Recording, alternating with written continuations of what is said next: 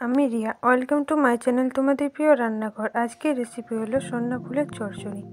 তার জন্য প্রথমেই আমরা একটা কড়াই নিয়ে নিয়েছি। কড়াইয়ে পরিমাণ মতো তেল দিয়ে সামান্য কিছু পেঁয়াজ দিয়ে পেঁয়াজগুলো ভালোভাবে ভেজে নেব। ভেজে নেওয়ার পর আলুগুলো দিয়ে দেব। একটু ভালোভাবে ভেজে নিতে হবে আলুগুলো।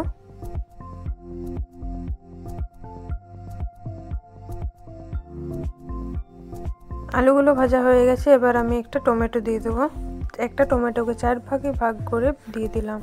একটু হালকা করে ভেজে তারপর দিয়ে দিতে হবে ফুলগুলো। সবগুলো ভালোভাবে একসাথে ভেজে নিতে হবে। এই স্টেজে আমাদের দিয়ে দিতে হবে পরিমাণ মতো লবণ। পরিমাণ মতো লবণ দেওয়ার পর আমাদের ভালোভাবে মিক্স করে ভেজে নিতে হবে কিছুক্ষণের জন্য।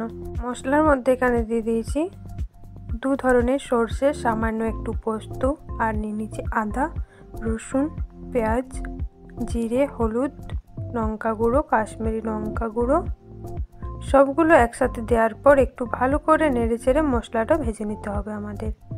ভালোভাবে ভাজা হয়ে গেলে পরিমাণ মতো সামান্য একটু জল দিয়ে কিছুক্ষণের জন্য ঢাকিয়ে আমাদের সেদ্ধ করে নিতে হবে।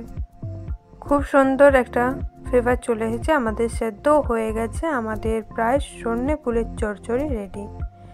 তোমরা দেখছিলে তোমাদের প্রিয় রান্নাঘর। আমার রেসিপি যদি তোমাদের ভালো লেগে থাকে সুন্দর একটি কমেন্ট এবং লাইক করে দিও।